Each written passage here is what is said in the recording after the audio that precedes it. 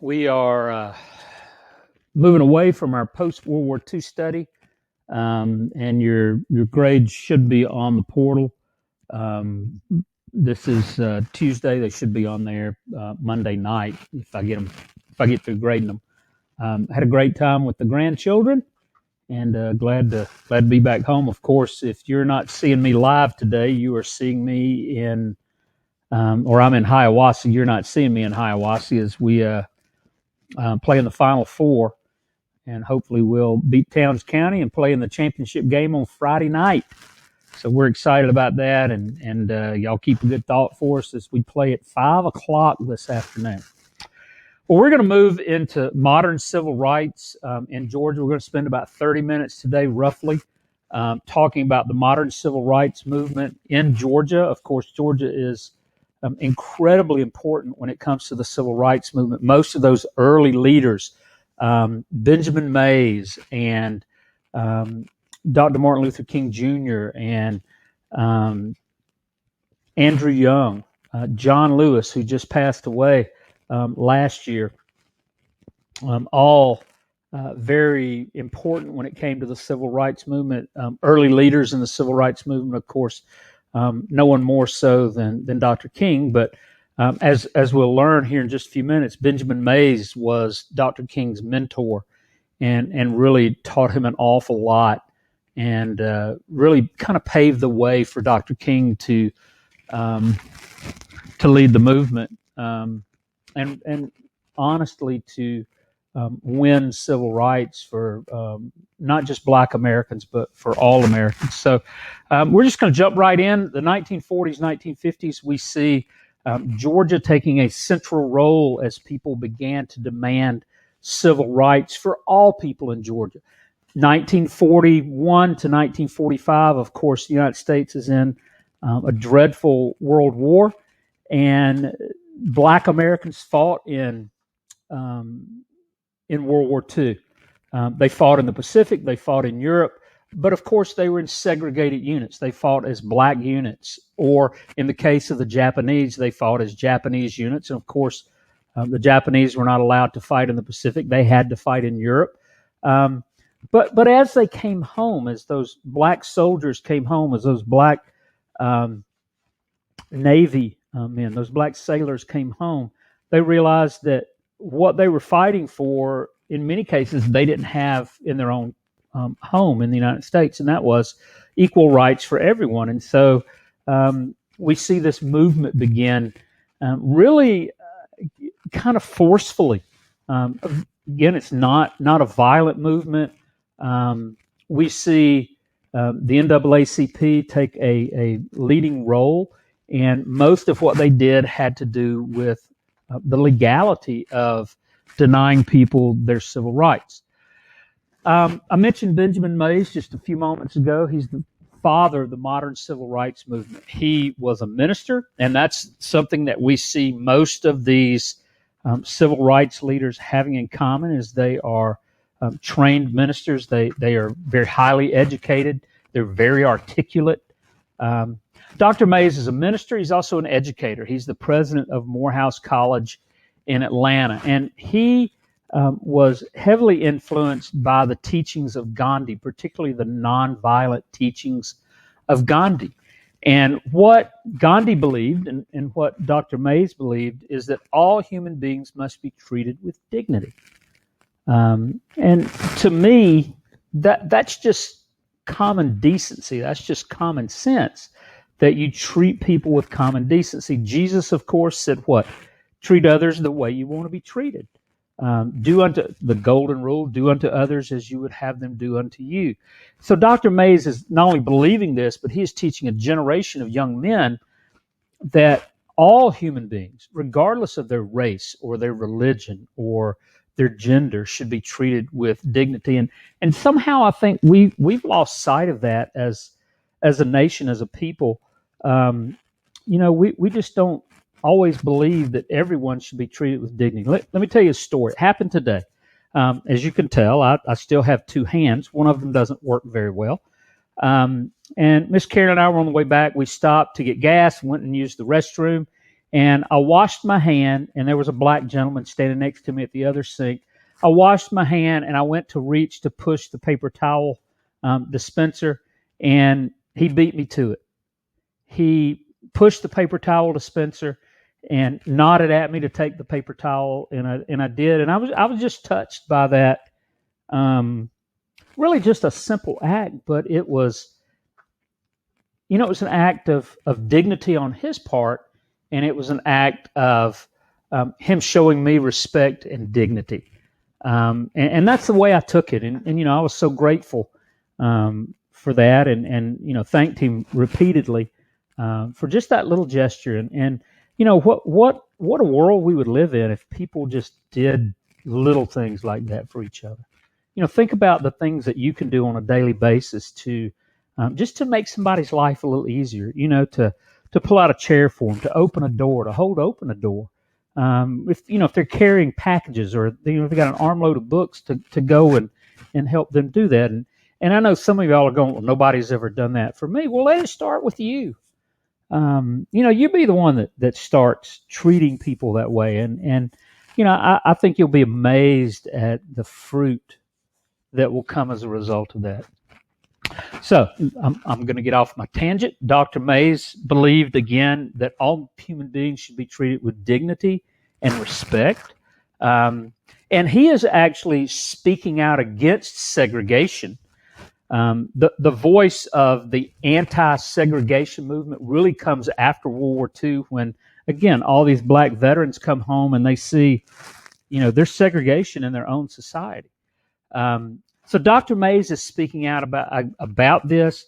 He becomes a teacher and almost a father figure for Martin Luther King Jr. as he is attending Morehouse College, and even as he leaves Morehouse and goes on to do his graduate work.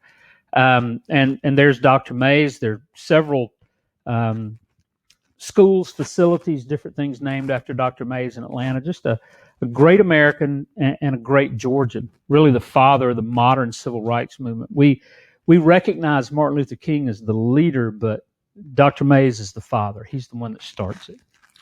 And of course, Dr. King has an incredible impact on the civil rights movement in Atlanta, in Georgia, and in the United States, and ultimately in the world. We don't realize the impact that Dr. King had across the world, particularly for people who don't have, the rights that we enjoy.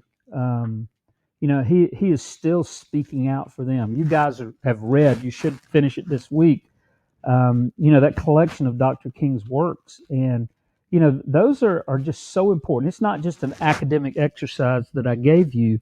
I hope you've read it and you've taken some of it to heart. I don't expect you to agree with all of it. What kind of world would we live in if everybody agreed with each other? But, at least consider what Dr. King said, what he wrote, and understand that has had a tremendous impact on our world. Of course, Dr. King is born in Atlanta and goes to Morehouse College. Again, he's under the tutelage of Benjamin Mays. And it's at Morehouse that he comes to believe in this nonviolent method of protest. And what does that mean? That means marches, demonstrations, and boycotts. But not in a violent way. In fact, his teaching is to, when you are confronted with violence, to respond to it with nonviolence. If someone slaps you on the cheek, then you turn the other cheek and give him that as well. The teachings of Jesus. If someone forces you to go 1 mile, go 2. If somebody asks for your cloak, give them your coat also. Go beyond what's expected of you. Do the unexpected. And don't meet violence with violence. Probably the first and biggest thing early in Dr. King's career is the Montgomery bus boycott. It ends up ending segregation in Montgomery. And of course, it starts with Rosa Parks, and I'm sure you all know that story. She refuses to give up her seat on a bus in Montgomery, and she's arrested. And of course, the response is a boycott of the bus line in Montgomery. What does that do? The bus company loses money, and they didn't like losing money, and so things are forced to change. Dr. King founds what's called the Southern Christian Leadership Convention, or conference rather, the SCLC, and they are responsible for leading protests, primarily those that are aimed at discrimination. So we call them anti-discrimination protests. Peaceful, usually met with violence, but never responded to violence on the part of the protesters. So Dr. King has a tremendous impact, and you can see several different couple of pictures of Dr. King speaking. This is actually his "I Have a Dream" speech, the March on Washington, and we'll do a little bit with that here in a few days. His approach to social change is one of nonviolence, and it is what we call a four-prong approach. That is direct, nonviolent actions. That would be you can see. You can see right here. This is the lunch counter in Greensboro, North Carolina. It's a nonviolent action. Those young people went in and sat down at the lunch counter to be served, and of course they're not served. They are acted upon with violence, and they never respond to it in a violent way. And in fact, they're spat on, they're cursed at, their stuff is poured all over them, and they take it, knowing that if they react, it's not going to end well for them personally, and for the movement as well. So direct nonviolent action, legal remedies. One of the things we'll talk about is Brown versus the Board of Education. That was a legal action taken by the NAACP to end school segregation. And then, of course, the vote, the ballots. Huge voter registrations movements take place in the 1950s and 1960s. Because if you can register people to vote and they'll vote, you can affect change in our country and wherever free and democratic elections are held. And then, of course, economic boycotts. You can see up here in the picture, they're boycotting Woolworths. That would be the early Walmart. Again, the Montgomery bus boycott. An economic boycott hurt people where it really hurts, and that's their pocketbook. One of the things that Dr. King devised was the sit-in strategy, just having people sit in a public building until their demands are met. Not being violent, not being ugly, not being rude. They're just sitting. They sit in, and we see that happen in many different places, college campuses. This could somewhat be considered a sit-in, but really it was more nonviolent action. We see that, in the marches, the March on Washington, the march from Montgomery to Selma in Alabama.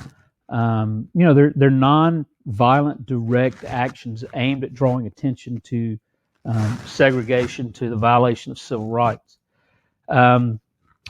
Eventually, the government begins to pay attention in both a positive way and a negative way. In 1956, the Georgia state flag is suddenly changed from this flag here on the left, which looks remarkably like this one. And of course, we've talked about it before. These are symbolic of the Confederate national flag. And of course, it was changed in 1956 to show the Confederate battle flag. 20 years ago, citizens had the opportunity to voice their opinion on the flag, and it was changed. And again, people started hitting Georgia where it hurt, and that was in their pocketbook. Some national firms and entertainers such as that, they began to boycott Georgia, and again, it hurt Georgia economically. And so this was changed in 1956, and then it was changed in 2001 to the world's ugliest flag. It was actually voted that. I'm not making it up. So that was one way the government got involved, and that was a thing called massive resistance. That was Marvin Griffin when he was mayor or governor of Georgia, rather. We see this massive resistance. He had said that Georgia would never segregate their schools, and of course, he could not keep that promise, but he tried. One thing we see the government do is end the white primary. And if you remember, that's the white Democratic primary because the Democratic Party controlled Georgia politics. But after the Civil War, the white primary was created to keep African Americans from voting. You couldn't vote in the Democratic primary unless you were white. And the Republican Party was so weak in Georgia that whoever won the Democratic primary was going to win the general election. 1900 is when that happened. The white Democratic primary was formed. And Georgia essentially became a one-party state. The Republican candidates and the independent candidates got so little support from white citizens that they might as well not have existed. But of course they did. If you go back to the three governors controversy, you know that Bo Calloway actually was the leading write-in candidate until Herman Talmadge found those 56 votes. And of course, the Democratic House voted him the governor over Calloway. Because of the white primary, Democratic candidates run the state. Democratic politicians run the state. King versus Chapman, we talked about that earlier. Supreme Court case that made the white primary system in Georgia unconstitutional or illegal. And again, we see the Equal Protection Clause of the 14th Amendment. The Supreme Court case, or the Supreme Court found rather, that the white primary did violate Primus King's 14th Amendment right to equal protection under that particular clause. So it was overruled. Primus King, we've talked about this a little bit, but he was a preacher. Imagine that. Also a barber, lived in Columbus, Georgia. He attempts to vote in the 1944 Democratic primary. He's refused the opportunity to vote, and so he sues the Democratic Party. He actually sues J.E. Chapman Jr., who is the chairman of the Muskogee County Democratic Party. 1945, the Middle District Court of Georgia ruled in King's favor, saying the 14th, 15th, and 17th Amendments, his rights under those amendments had been violated. It goes to the U.S. Court of Appeals. They agree. And the Supreme Court refuses to hear Chapman's appeal. And because of that, the white primary is dead in Georgia.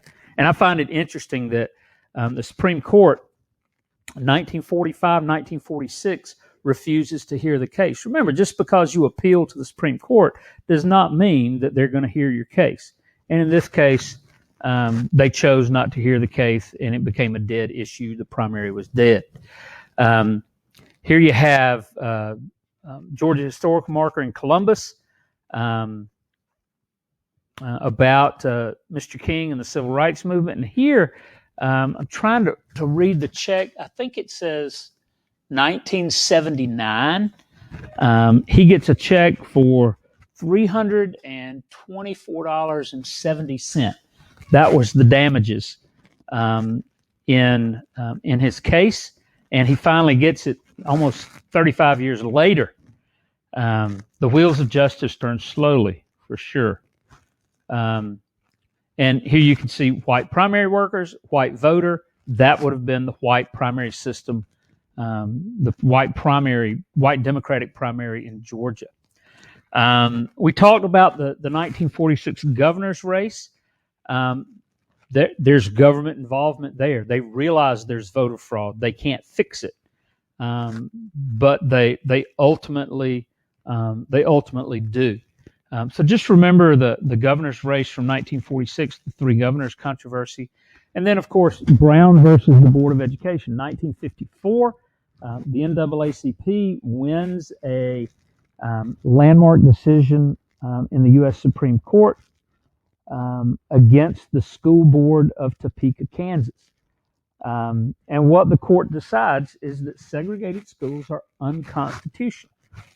Again, violating the 14th Amendment and the Equal Protection Clause. And again, one thing that we get out of board is that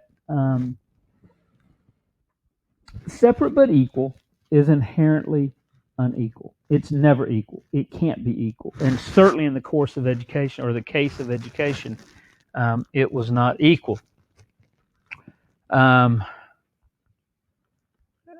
You're missing a couple of videos, and I'll come back and show those to you on Wednesday. But you can see this is from Danville, Virginia. The headline: Segregation in Public Schools Ended by Court. Date to end practice not set, and that becomes the sticky wicket. That becomes the issue right here. I started school in 1967, and that was the first year that Macon city schools had been desegregated. So it took Macon, Georgia, 12 years to desegregate their schools. One of the things that we see in the Brown versus Board of Education is it doesn't go far enough. It doesn't say, okay, segregation is illegal, you've got to desegregate, but it doesn't give a date. And so southern states do everything they can to keep from segregating their schools.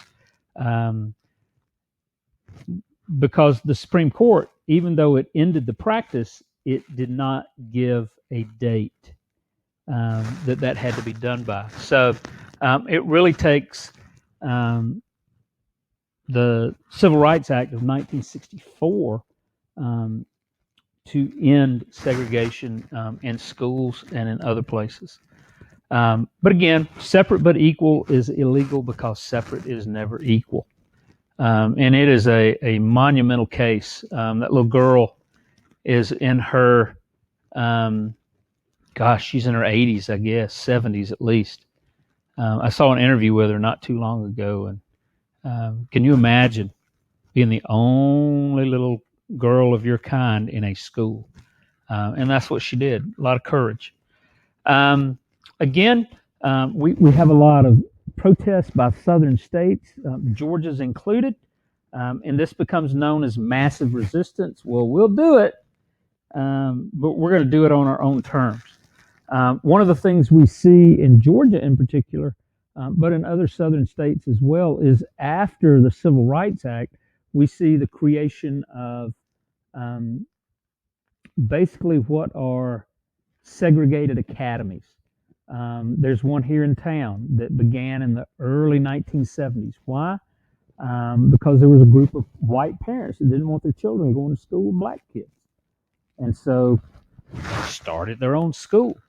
Again, 1956, in protest of the Supreme Court's decision, Georgia changes its flag to include the Confederate battle flag. And then, of course, 2001, they choose this lovely flag, which was actually voted the world's ugliest flag, and you can see why. And then, of course, a couple of years later, the flag was voted on by the citizenry of Georgia, and this particular design was chosen. By the 1960s, the civil rights movement is well underway and has really picked up a lot of momentum. You see people, not only people of color, not only black Americans, but you see white Americans who begin to speak out against discrimination, against segregation. One of the things that happens at Morehouse College is the creation of a student-led organization called the Student Nonviolent Coordinating Committee, or the SNCC. Julian Bond was one of the leaders, a graduate of Morehouse College, later elected to the U.S. Senate for Georgia. The SNCC used the sit-in at lunch counters as an effective tool, and then later on began to to push voter registration in Georgia and really all across the South. And you can see this is actually a paper put out by the SNCC, students planning to protest, demonstrate in Nashville, and they do that all over the South. Nashville, Greensboro, Georgia, Greenville, South Carolina, Greensboro, North Carolina, just little cities and towns all over the South. The Sibley Commission. After desegregation is a thing, after the Brown decision in 1954, Georgia doesn't cooperate, and they threatened to stop funding any school that did integrate. In 1960, 6 years after Brown versus the Board of Education, Georgia's government formed a committee called the Sibley Commission to ask Georgians about their feelings on desegregation. And as you might guess, it was kind of a mixed response. And what the commission recommends is that each school district should be able to decide for themselves whether or not they want to be integrated, and that those who choose to integrate should not be punished for it. So those are the important things that come out of the Sibley Commission. This, of course, is John Sibley, the head of that particular commission. The third thing that happens is the integration of the University of Georgia. It was not done out of the goodness of the hearts of the administrators at the University of Georgia. The U.S. District Court in Athens orders the University of Georgia to be integrated. And there are several attempts to do so. There are several students that attempt to break this color barrier. And finally, there were two, a young woman named Charlene Hunter and a young man named Hamilton Holmes. They become the first two African Americans to enroll at the University of Georgia. They both live by themselves in dorms with no one else in the dorm. That's how silly the University of Georgia was about integration. And of course, they were ostracized. Both end up graduating from the University of Georgia. Charlene Hunter becomes a journalist with CNN, and Hamilton Holmes becomes an orthopedic surgeon. So they're both very successful men and women who broke the color barrier at the University of Georgia.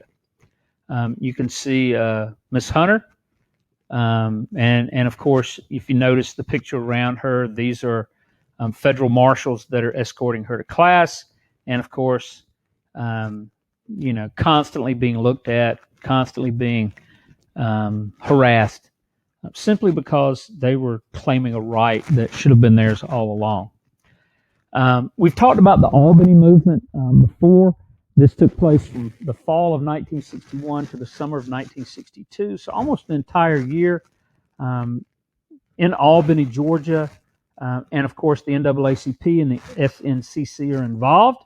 The goal is to bring national attention to civil rights movement by ending all segregation in Albany, on buses, trains, libraries, hospitals, juries, whatever.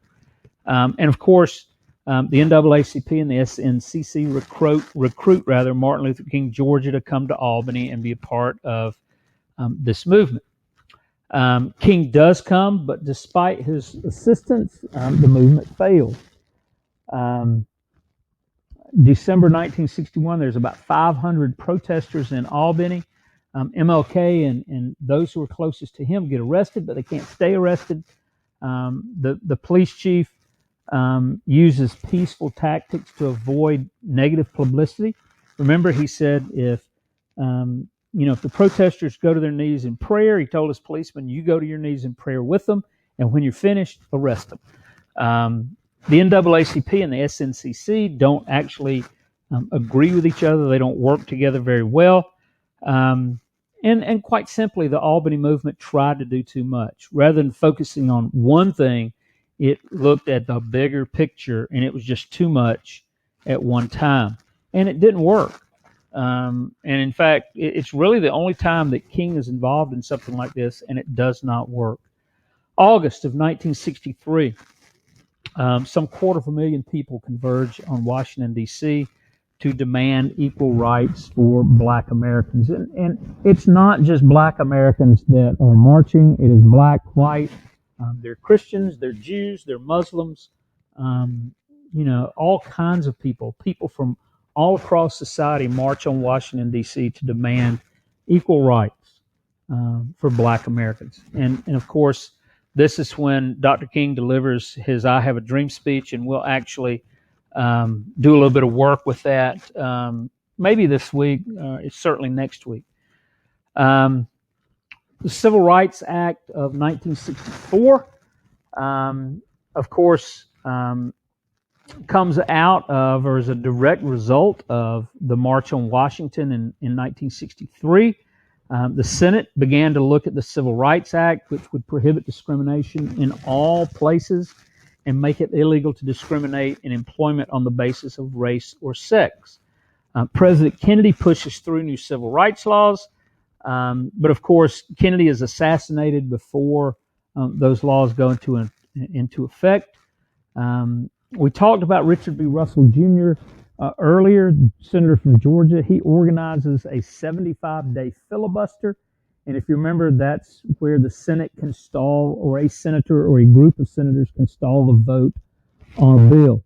And he does. He leads 18 other senators from the South, all of them Democrats, but it's not successful. Finally, June of 1964, the Senate passes the vote by 73 to 27. And so the Civil Rights Act is signed by President Johnson, who, of course, became president after Kennedy's assassination. And he viewed that as his biggest achievement, his greatest achievement as the United States president. And it was, I don't know that he can take full credit for it. I think, Mr. Kennedy had a lot to do with that. But it does integrate all public facilities, restrooms, restaurants, anything that serves the public is now integrated. Discrimination is prohibited in businesses. It's discriminated or it's prohibited in labor unions. And so discrimination becomes the law of the land, or anti-discrimination becomes the law of the land. Integration becomes the law of the land. We talked about Lester Maddox. We compared him to Donald Trump, very similar in the way that they did things.